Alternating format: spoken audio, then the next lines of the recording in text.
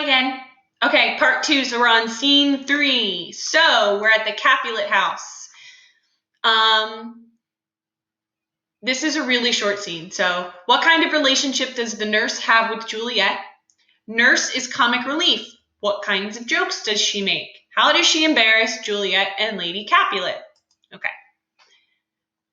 Nurse, where's my daughter? Tell her to come to me. I swear to you by my long-gone virginity, already told her to come. Lamb, ladybird, where is this girl, Juliet? What is it? Who's calling me? Your mother. Madame, I'm here. What do you wish? Here is the matter. Nurse, leave us alone for a little while. We must talk in private. Nurse, wait, come back again. I had forgotten myself.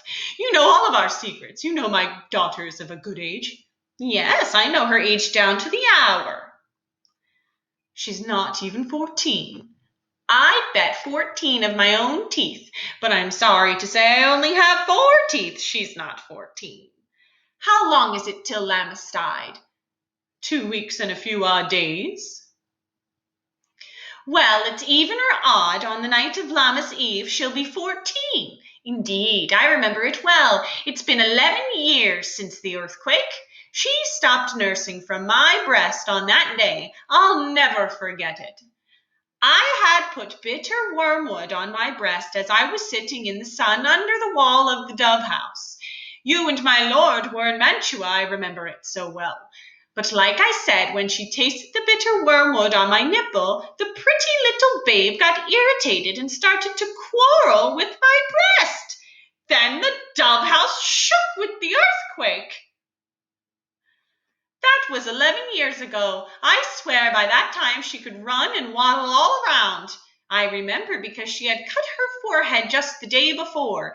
My husband, God rest his soul, he was a merry man, picked up the child and said, "Oh, did you fall on your face? You'll fall backward when you grow up, won't you, Jule?"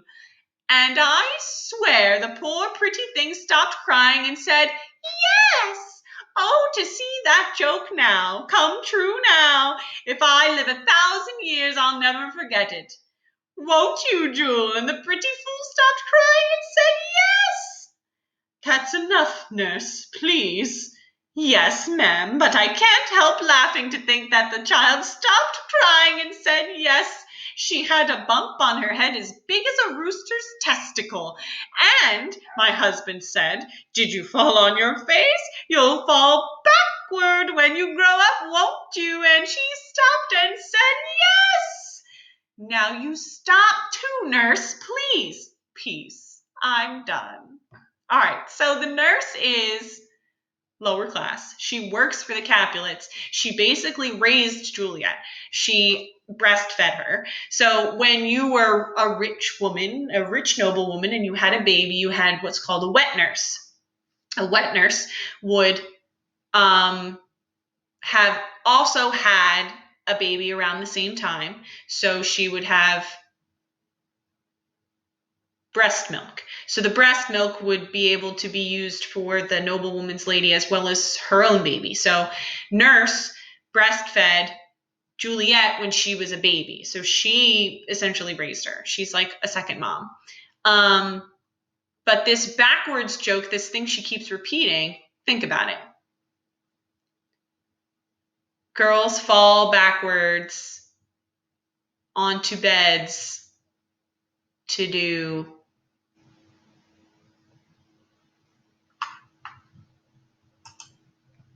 things that are inappropriate. Okay. So she makes really like crude jokes. That's her thing. And this story, if you explain the story, that'll answer number 2. So how does she embarrass Juliet and Lady Capulet? Just kind of explain the story in your own words.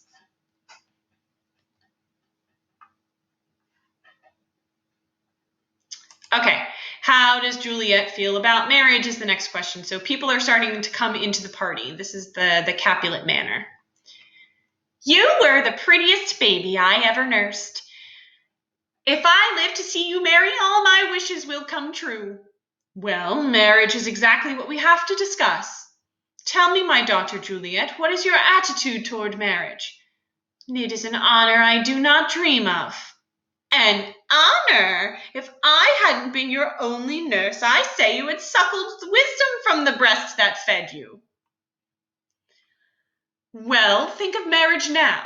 Here in Verona, there are girls younger than you who are already mothers. Why, by my count, I was already your mother at about your age. Thus I'll be brief. The valiant Paris seeks you for his love. So this is where how she feels about marriage, right on this page, on 31. That's number 3 under scene 3. And then number 4 is, although Lady Capulet asks Juliet what she thinks about Paris, what is she really saying? So Paris is kind of like a big deal. He's super handsome. He's rich. He's like the it thing. He's like, everyone wants Paris. And Paris wants to get married to Juliet. And Mom tells her, and then we go down here, and this is right. I guess so. Whatever. Seeks you for his love. Lose nothing, she'd grow, in fact, grow big with child. Tell us quickly then, can you accept Paris's love? I'll look, and if looking leads to liking, then perhaps. But I won't look to like any man who doesn't have your consent. Knock, knock. Madam, the guests are here, dinner is served, and people are calling for you and asking for Juliet, and in the pantry they're cursing the nurse. Everything's out of control. I have to go serve the guests. Please follow right after me, please. We'll follow you, Juliet. The Count waits for you. Go, girl, seek a man who'll give you happy nights at the end of happy days. More crude jokes. Okay, happy nights at the end of happy days. Okay. Number 4, although Lady Capulet asks what she thinks about Paris, what does she really mean? Is she really asking if Juliet wants to marry him, or is she just kind of like, you're gonna do it? What do you think? Okay. All right, so this is the Montague crew. They're here to crash the party at the beginning of scene 4. Should we prepare a speech to explain why we've come, or should we enter without apologizing? Long introductions are long out of fashion. Our performance needs no such prologue. We won't deliver speeches like some costumed acting troupe. Let them judge us however they wish. We'll dance them a dance and be gone. Give me a torch. I don't want to dance. My heart is heavy, so let me just carry the light. No, noble Romeo, we must have you dance. This guy is Mercutio. Mercutio's Romeo's like BFF forever. Not I. Believe me, you have dancing shoes with nimble soles. I have a soul of lead that stakes me to the ground. You're a lover. Borrow Cupid's wings and use them to soar above the common man. I have been too sorely pierced with Cupid's arrows to soar with his wings. Being bound by love, I cannot bound away from my sorrows. I sink under love's heavy weight. If you sink, then you drag love down. Too rough a treatment for such a tender thing. Is love tender? It is rough, rowdy, and pricks like a thorn. If love plays rough with you, play rough with love. If you prick love when love pricks you, you'll beat love down. Give me a mask to put my face in, a mask to put over my other mask. Why do I care if some curious eye sees my flaws? Let this mask with its black eyebrows blush for me. Come, knock and enter. As soon as we're in, let every man take to dancing. I'll take a torch. Let those with light hearts tickle the dance floor with their heels. I'll just hold the candle and look on. Mercutio turns on him. If you're going to be a stick in the mud, we'll pull you out. Pardon me, I mean out of love, where you're stuck up to your eyeballs. Come, we burn daylight. No, we don't. It's dark. I mean, sir, that we waste time by delaying, which is like wasting daylight. Take me at my meaning and stop trying to be clever. You mean well by going to this ball, but it's unwise. Why, may I ask? I had a dream last night. Well, so did I. What was your dream? I dreamt that dreamers often lie. They lie in bed, where they dream about the truth. Oh, then, I've seen you've been with Queen Mab. Who's Queen Mab? Okay, let's pause there for a second. Not I, believe me, you have dancing souls with nimble shoes. I have a soul of lead that stakes me to the ground. Who says this and why? I would just like to point out that this is a pun. Dancing shoes with nimble soles, so as in the sole of your shoe, right? He's saying you have dancing shoes with soles on them that are nimble and fast and light. But my soul, not my shoe sole, my soul, like what's in here, is full of lead, like it feels heavy and dark and stakes me to the ground. So tell me who says this and tell me why he says it. Remember that this is the Montagues going to a Capulet party, so why do they wear masks to the party? Okay, so then Romeo says that he had a dream, and Mercutio already knows where this is going, that Romeo believes in his dreams and that whatever happens as his dream is the truth.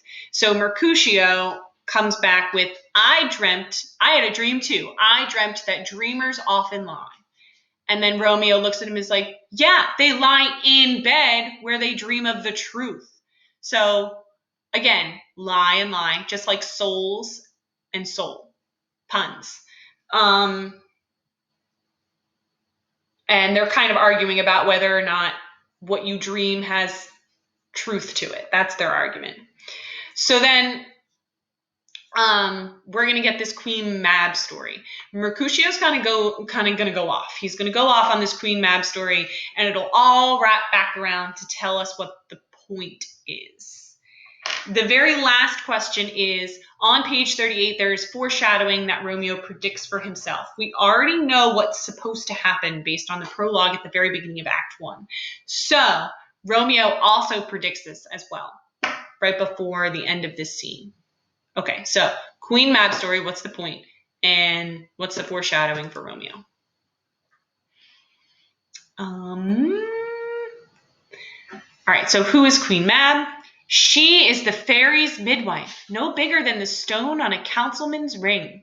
Her wagon is drawn by a team of tiny atoms, and she rides over men's noses as they lie sleeping. The spokes on her wagon are made of spider's legs. Its cover is made of grasshopper wings. The collars are made of moonbeams, and her whip is a thread attached to a cricket's bone. Her wagon driver is a tiny gray-coated gnat, not half so big as a round little worm plucked off the finger of a lazy maid. So she's tiny, is the essential. She's a tiny little fairy. She's like this big. And she rides over men's necks in her little carriage, or over their noses as they lie sleeping. And this is what she does when she does this. In this royal chariot, she rides every night through lovers' brains and makes them dream about love. She rides over courtiers' knees and they dream of curtsying. She rides over lawyers' fingers and they dream of fees. Or a lady's lips and she dreams of kisses. She'll tickle a parson's nose with a tith pig's tail, and he'll dream of a large donation. So note, lovers' brains, they dream about love. Courtiers' knees, and they dream of curtsying. Lawyers' fingers, they dream of fees. All of these dreams are things that they want. So each person is dreaming about something that they want. And Queen Mab is making them dream these things, that it's not true, but this is what they want. Sometimes she rides over a soldier's neck and he dreams of cutting the throats of foreign enemies, of ambushes, of Spanish swords, and enormous cups of liquor. Then suddenly he hears drums beating in his ears, and startled he awakes, swears a prayer or two, and sleeps again. This is the same Mab who snarls the horses' manes at night, hardening the foul tangles that bring ill luck when unknotted. Mab presses on young virgins in their dreams, teaching them how to bear a lover, making them women of good bearing. Enough, Mercutio, peace, you speak of nothing. True, I speak of dreams, which are the products of an idle brain, born of nothing, thin as air, and more inconstant than the wind, which woos frozen north and then angered turns south again. Mercutio's whole point? Dreams are dreams. Shouldn't be trusted. That very same wind now blows us off our course. Supper is done and we shall arrive too late. Okay, this is the foreshadowing. Ready? I fear that we'll be too early.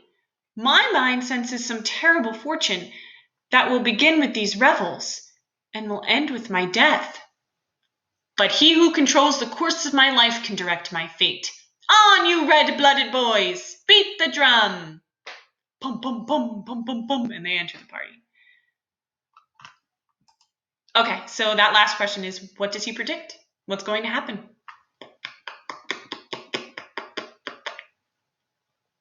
Okay, scene 5. This scene is within the Capulets' manor where the party is beginning. Guests are arriving and the messenger man is frantically trying to keep everything together.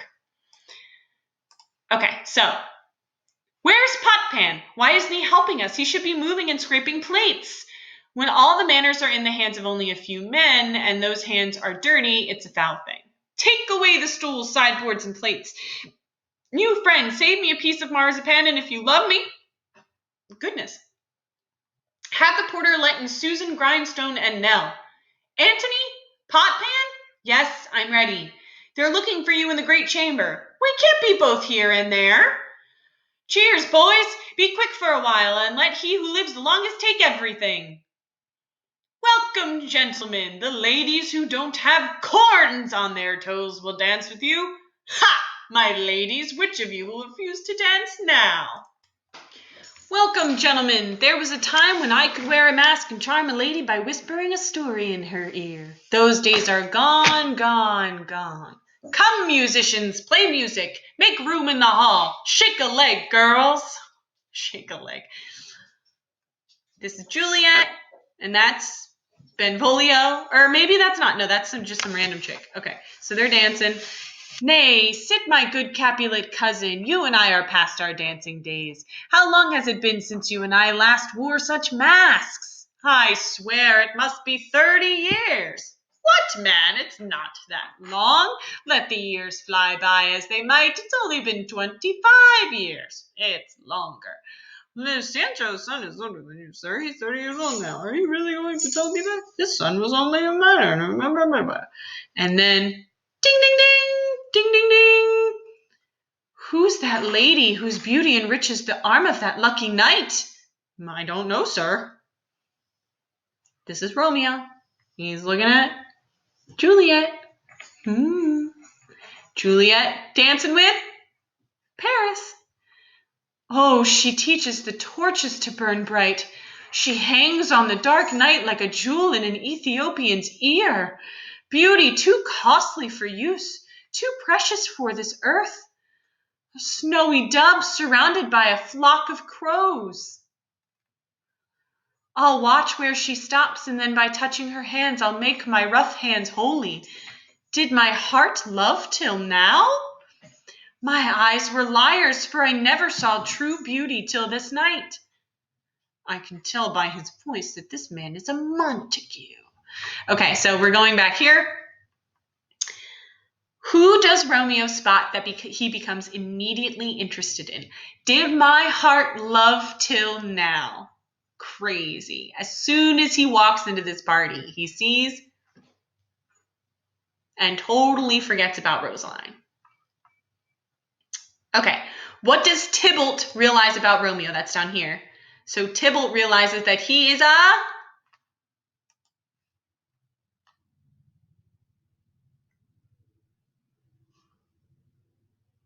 Okay, we're going to get to some quotes, so I'll keep reading. Get me my sword, boy. So immediately he's like, I'm going to jack up this Montague at this party. He should not be in the Capulet house. What does this peasant dare come here in a mask to sneer at and scorn our celebration? Now, by my family's honor, to strike him dead would not be a sin. What's going on here, nephew? Why do you look so angry? Uncle, this man is a Montague, a scoundrel come here out of spite to mock our festivities. Is it young Romeo? That's him, that villain Romeo. Calm down, gentle cousin. Leave him alone. He carries himself like a dignified gentleman, and to tell you the truth, has a reputation across Verona as a virtuous, well-behaved youth. I wouldn't insult him in my house for all the money in the world. So old Capulet's like, chill the heck out, Tybalt.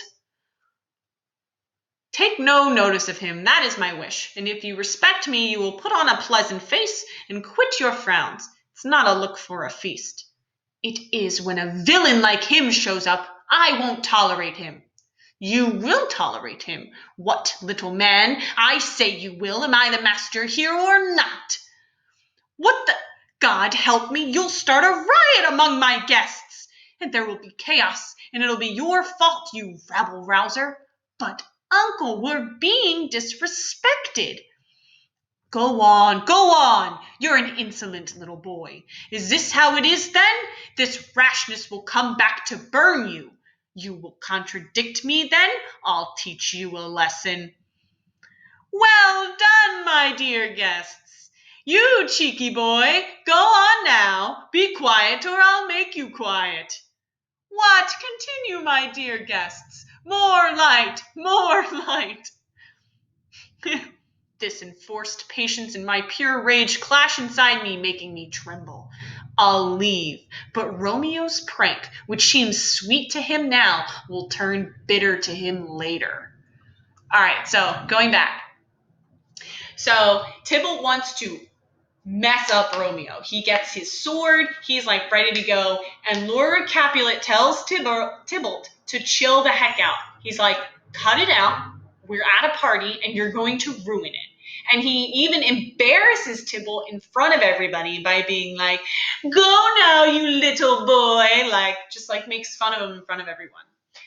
So after all that, after Lord Capulet walks away, Tybalt says, this enforced patience and my pure rage clash inside me. So he is forced to be patient, but he's angry. By nature, he's just angry and just feisty and wants to fight everyone. I'll leave, but Romeo's prank, which seems sweet to him now, will turn bitter to him later. So who says this, and what foreshadowing does this present? What does Tybalt want to do? What's his plan?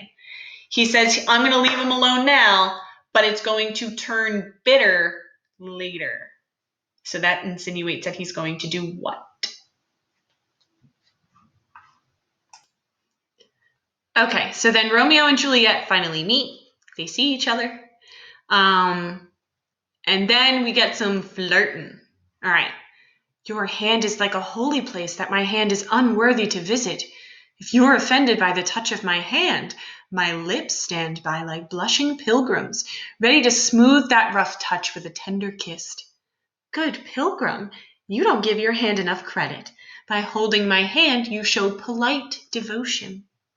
After all, pilgrims use their hands to touch the hands of saints' statues. Touching palms is like a holy kiss. Don't saints and pilgrims have lips too? Yes, pilgrim, they have lips that they should pray with. Oh then, dear saint, let lips do what hands do. I pray for a kiss from you. Grant me my prayer so that my faith doesn't turn to despair. Saints don't move, even when they grant prayers. They don't move while I take from you my prayer. And then they smooch! Ah! Now my sin has been purged from my lips by yours. Then my lips now have the sin they took from yours. Sin from my lips? You sweetly urge me to commit more crimes. Give me back my sin then. And then they kiss again! You kiss like you learnt it from a book. Ahem! Madam, your mother craves a word with you. Who's her mother? Indeed, young man, her mother is the lady of the house, a good, wise, and virtuous lady. I nursed her daughter, whom you were speaking to. I tell you, the man that lands her will become wealthy indeed. Is she a Capulet? Oh my, this is a heavy price to pay. My life is in the hands of my enemy. All right, we're going to pause there for a second. So, Romeo says some pretty suave things on page 48. So this whole thing about hands and lips. So what does Romeo immediately ask for as soon as he meets Juliet? Aside from his hands, what does he want to do right off the bat? Okay. How does Juliet counter Romeo's offer? Is she rejecting him? This is what you should look at. So for the first question, it should be up here. Second part should be here. Does Romeo succeed in flirting with Juliet? That answer is pretty straightforward. Yes. Twice. 2 times. And then what horrible truth does Romeo learn about Juliet? So this is what he learns from Nurse.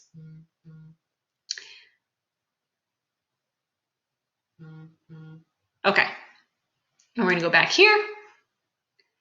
He's very upset about it. Okay. Come on, Romeo, let's go. The best time to leave is when the game is at its height. That's what I fear. I may already be too late. No, gentlemen, don't leave now. We have a little dessert coming. Whisper, whisper. Is that so? Then I thank you, gentlemen. Come on, everyone. Let's get to bed. It's getting late. Come here, nurse. Who's that gentleman? He's the son and heir of old Tiberio. Who's the one going out the door right now? I think is young Petruchio. Who's the one following? The one who wouldn't dance? I don't know his name. Go ask. If he's married, I'll go to my grave before I go to another man's wedding bed. His name is Romeo. He's a Montague. He's the only son of your worst enemy. The only one I love, born from the only one I hate. I saw him too early and knew him too late. A monstrous love this is, to make me love a hated enemy. So how does she feel about him? Based on this and this, if he's married, I'll go to my grave before I go to another man's bed. This girl is 13 years old, and she's committed to Romeo. Hard. Pretty crazy. Okay, so that should be the answer to the second to last question. And the very last question, what horrible truth does Juliet learn about Romeo? That he's a what? Which family? Great. All right, end of the scene. What was that? Just a rhyme I picked up from someone I danced with tonight. Juliet! Right away! Come, let's go. The strangers are all gone. And then Juliet is taken away. And that's the end of Act 1. That's it. So make sure you have all of the questions done on Act 1. The very last thing you need to do is open up this character sheet. The character sheet has a list of all the characters, so even people we may not have met. Yeah, Friar Lawrence we haven't met, and I think that's the only person we haven't. So this is everyone. It gives you a short description, so in case you forget who they are. Then down here on the second page is using the information in the table above, answer the following questions. So read the sentences and be like, oh, these are the characters that go here. So Romeo is a blank in that he loves being in love. We never meet blank, but she is the first love interest of Romeo and the reason he has been blank lately. So you have to use not only the character names, but the character descriptions in order to fill this completely out. Okay, so again, do now. Act 1 questions. Character sheet. Due Thursday by midnight. Okay? If you guys have any questions, let me know. Other than that, ta-ta for now.